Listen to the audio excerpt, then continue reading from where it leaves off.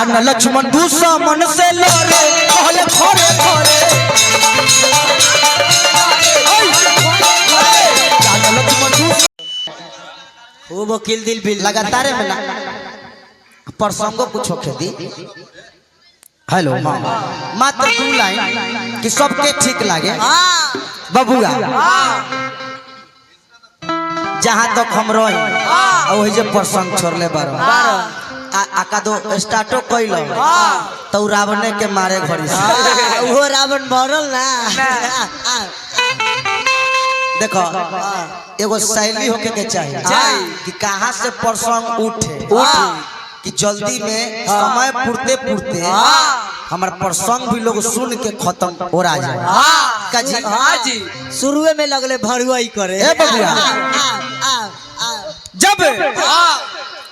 सीता जी कहनी तू रावण के मरला से ना एगो उत्तर दिशा में सहस्त्र मुख रावण बा ऊ वीर बा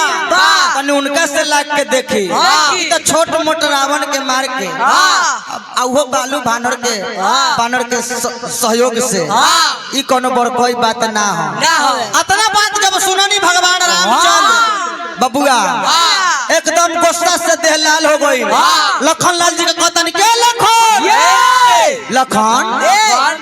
बबुआ लखन जी से अरे सीता जी के बात सुन के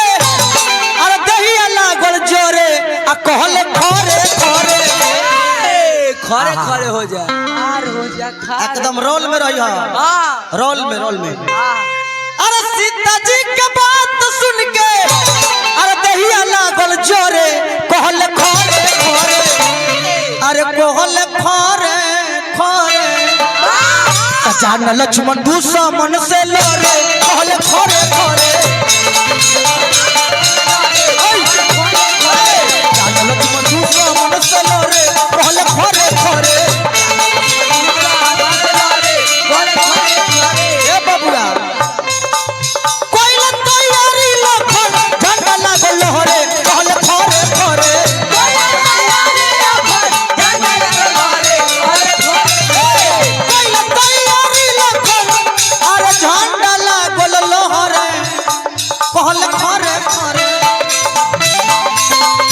जान लक्ष्मण दुश्मन से लड़े कहले खरे खरे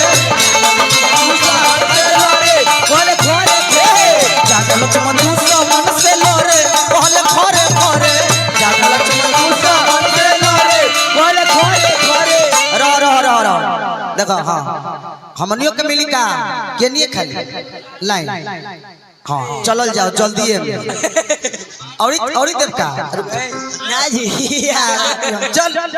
हे बबुआ और बा अरे भरत शत्रुघ्न भाई केना लागो डोरे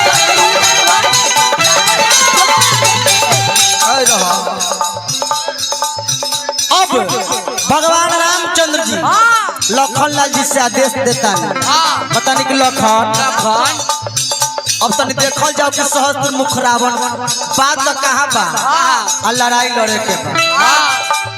भरत शत्रुघ्न भाई से न लगल डोहरे कहले खरे खरे अरे कहले खरे खरे जान लक्ष्मण दुश्मन से लड़े कहले खरे खरे जान लक्ष्मण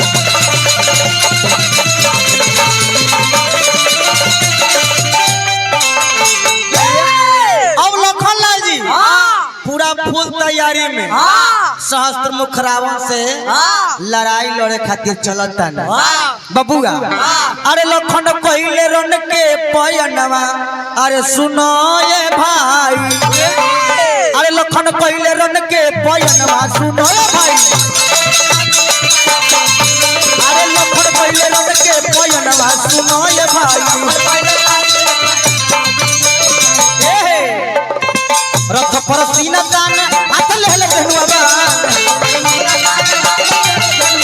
रथ पर सीना तान हाथ लेले धनुआ बा